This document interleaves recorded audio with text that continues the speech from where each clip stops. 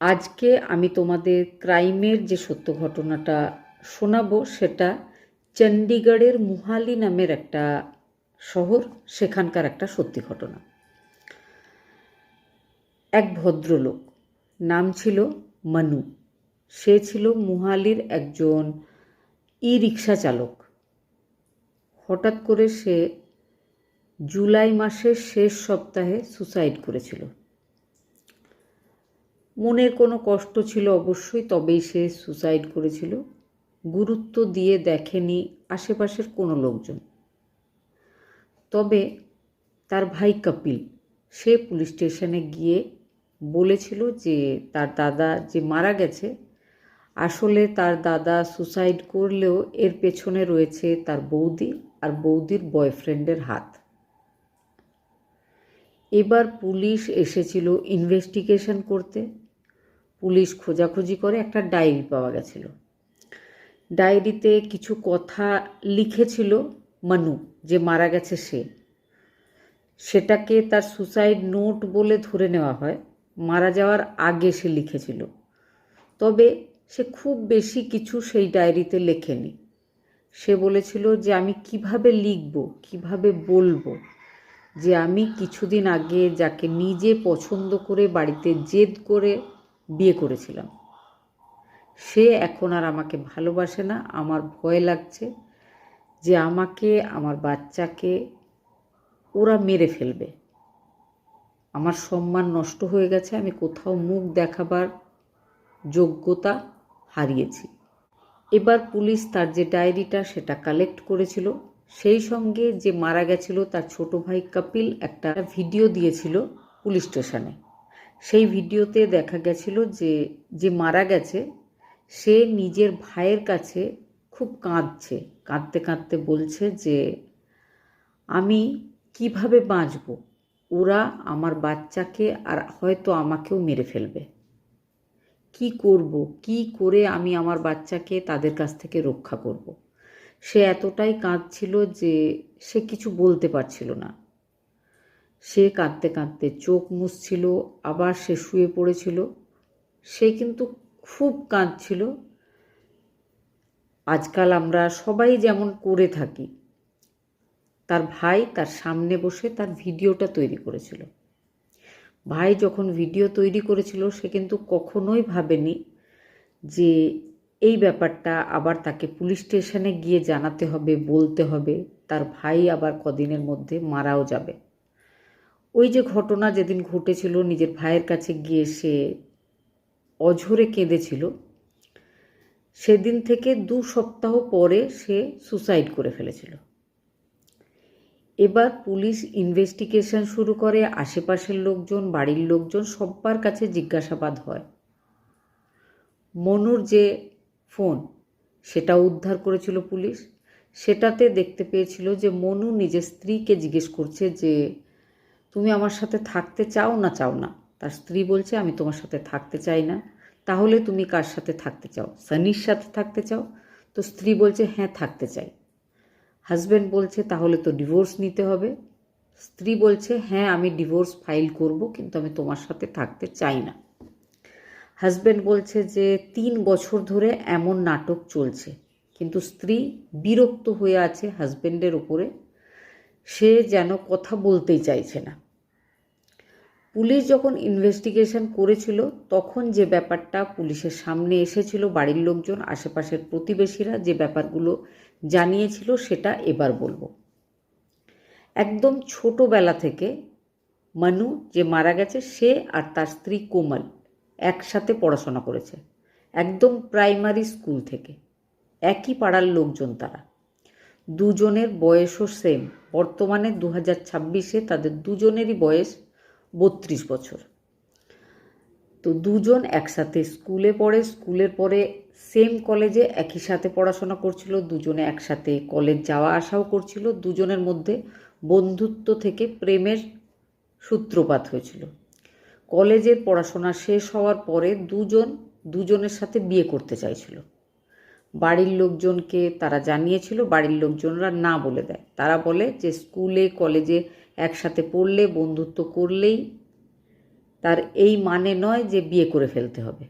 বিয়েটা সাকসেসফুল নাও হতে পারে। বিয়ে করার জন্য আরও অনেক কিছু দেখার দরকার আছে, শুধু বন্ধুত্ব থাকলেই চলবে না। দুই বাড়ির লোকজন কিন্তু এই বিয়েতে রাজি ছিল না। তারা প্রতিবেশী, একদম পাশাপাশি থাকতো, কিন্তু মানু আর কোমল যে কোনোভাবে বিয়ে করবেই। এবার তারা দুজনে মিলে প্ল্যানিং করে যে আমরা সুসাইড করব, বাড়িতে বলবো যে আমরা যদি বিয়ে না দাও তাহলে আমরা কিন্তু সুসাইড করে ফেলব। দুজনে সেটাই ঠিক করে। এই ঘটনাটা ঘটাবে বলে বা প্ল্যানিং মোতাবেক এই ঘটনাগুলো ঘটাবে বলে কোমল মানুর বাড়িতে যায়। মানু আর কোমল দুজনে একদম টপ ফ্লোরে ছাদের ওপর উঠে যায়। ছাদের ওপর উঠে সেখানে হাত ধরে চিৎকার করে, অনেকটা মুভির মতো, বলে যে তোমরা যদি বিয়েতে রাজি না হও তাহলে আমরা দুজনে কিন্তু এখান থেকে ঝাঁপ দেব।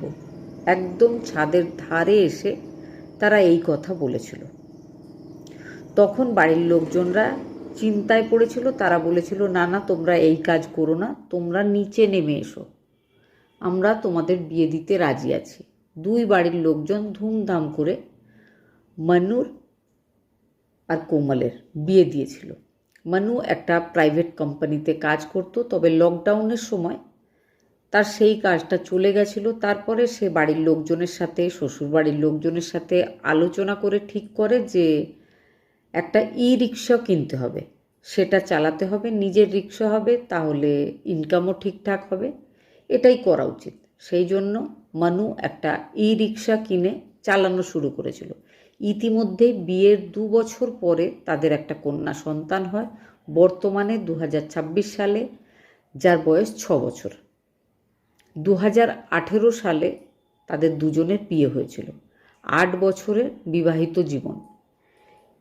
হাজব্যান্ড রিক্সা চালক হয়েছিল, আর স্ত্রী সে কিন্তু পড়াশোনাতে খুব ভালো ছিল। বহু বছর ধরেই সে টিউশন পড়াতো। সে প্রচুর ছেলে মেয়েদেরকে প্রাইভেট টিউশন পড়াতো। 3 বছর আগে 2023-এ 17 বছর বয়সী একজন ছেলে, যার নাম সানি, সে টিউশন পড়তে আসে কোমল ম্যামের কাছে। আসার পরে তার কোমল ম্যামকে খুব পছন্দ হয়ে যায়। অন্যদিকে কোমল ম্যামের সাথে সে যখন কোনো ইয়ার্কি করত, কোমল ম্যামেরও কিন্তু তাকে খুব পছন্দ হয়েছিল। তার ইয়ার্কির উত্তর সে ইয়ার্কিতেই দিত। ছেলেটার ভালো লেগেছিল যে একজন ম্যাডামও এরকম হতে পারে, এত সুন্দরী একজন ম্যাডাম তার সাথে এত ভালো ব্যবহার করে। তো দুজনের মধ্যে একটা সম্পর্ক তখনই তৈরি হচ্ছিল। অন্যান্য সব স্টুডেন্টদের থেকে প্রিয় ছিল ওই ছাত্র। তখন থেকেই তাদের দুজনের মধ্যে একটু আন্তরিকতা থেকে শুরু হয়, পরে গভীর প্রেমের দিকে এগিয়ে গেছিল ব্যাপারটা। হাজব্যান্ড ব্যাপারটা জানতে পেরেছিল। ঘটনাটা যখন ঘটছিল, সে তার শ্বশুরবাড়ির লোকজনের সাথে কথা বলে বারবার দুই বাড়ির লোকজন মিটিংয়ে বসে এই ব্যাপারটা নিয়ে, যে 32 বছরের একটা মেয়ে, 17-18 বছরের একটা ছেলে, তাদের দুজনের মধ্যে প্রেমের সম্পর্ক তৈরি হচ্ছে। মহিলা ম্যারেড, এটা হওয়া উচিত না, তাদের দুজনের ঘর সংসারটা নষ্ট হয়ে যাবে। বারবার বারবার দুই বাড়ির লোকজন আলোচনায় বসে, বারবার আলোচনা করে কোমলকে বোঝানো হয় যে এই সম্পর্ক আর বাড়িও না, এবার এই সম্পর্কটা শেষ করতে হবে। কোমল বাড়ির লোকজনের কাছে হ্যাঁ হ্যাঁ বললেও সে কিন্তু সম্পর্কটা কোনোদিন শেষ করেনি। এইভাবে তাদের দুজনের মধ্যে ঝগড়া ঝামেলা চলছিল। এবার হঠাৎ করে 7 জুলাই সানি নামের ওই ছেলেটা, বর্তমানে যার বয়স হয়েছে 20 বছর, তার যে ম্যাম যাকে সে প্রেম করে তার থেকে 12 বছরের ছোট, সে একজন স্টুডেন্ট। তো সে নিজের 20 জন বন্ধুকে নিয়ে এসে ঝামেলা করে মানুর সাথে, নিজের টিচারের হাজব্যান্ডের সাথে। তাকে বুঝিয়ে দিয়ে যায় যে আমার টিচার সে এখন আমার। আজ থেকে এই কথাটা মাথায় রেখো, সে আমার সাথে থাকবে, আমার সাথেই সে বিয়ে করবে। তুমি কিন্তু একদম তাকে নিজের স্ত্রী ভাববে না, সব লোকজনের সামনে। আরও কিছু ই রিক্সা চালকরা সেখানে ছিল, সেখানে তাকে বকাবকি করে অপমান করা হয়। মানু যেহেতু নিজের স্ত্রীর ব্যাপারে বা স্ত্রীর অ্যাফেয়ারের ব্যাপারে জানতো, তো সে তেমন একটা বিরোধিতা করতেও পারেনি, কারণ তার মাথা লজ্জায় নিচু হয়ে গেছিল। সে বাড়ি আসে, বাড়ি এসে স্ত্রীকে বলে যে এই সমস্ত ঘটনা সানি ঘটিয়েছে, তুমি কি চাইছো বলো। স্ত্রী বলে, হ্যাঁ, সানি যেটা বলেছে সেটাই আমার মতামত, আমি তোমার সাথে থাকতে চাই না, আমি আলাদা থাকতে চাই, তোমাকে ডিভোর্স দিতে চাই, সানির সাথে থাকতে চাই। এই সমস্ত কথাগুলো যখন তাকে বলা হচ্ছিল তার খুব দুঃখ হচ্ছিল, কিন্তু সে নিজের স্ত্রীর এই ভিডিওটা তৈরি করেছিল। আর এই ভিডিওটা পরবর্তীকালে তার মারা যাওয়ার পরে পুলিশ পেয়েছিল, যে ভিডিওটা বর্তমানে কিন্তু সোশ্যাল মিডিয়াতে ভাইরাল হয়েছে। তারপরে কেটেছিল 2 সপ্তাহ, মন খারাপের মধ্যে দিয়ে কেটেছিল মানুর।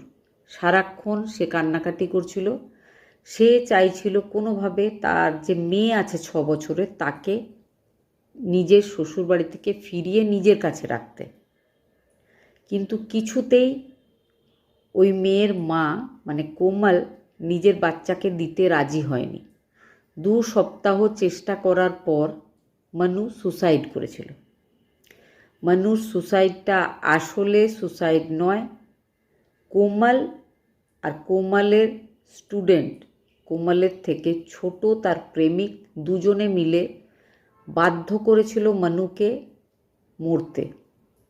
এটাই হচ্ছে মানুর বাড়ির লোকজনের মত। মানুর বাড়ির লোকজনেরা কোর্টে আবেদন করেছে যাতে মানুর মেয়েকে তাদেরকে দেওয়া হয়, তারা মানুষ করবে, তারা বড় করবে। তার মা যে ধরনের মহিলা, সে কখনোই পারবে না একটা ভদ্র বাচ্চা তৈরি করতে। পুলিশ স্টেশন থেকে নানা রকম ধারায় কেস করা হয়। পুলিশ অ্যারেস্ট করেছে কোমলকে আর তার বয়ফ্রেন্ড সানিকে। তবে যেহেতু এটা একটা সুসাইড কেস, যতই দোষ করে থাকুক কোমল আর সানি, তাদেরকে কিন্তু খুব বেশি সময় পর্যন্ত শাস্তি দেওয়া যাবে না। খুব তাড়াতাড়ি তাদের কিন্তু বেল হয়ে যাবে। ঘটনাটা শোনার পরে আপনাদের কি মতামত কমেন্টে জানাবার চেষ্টা করবেন। ভালো থাকবেন, সাবধানে থাকবেন।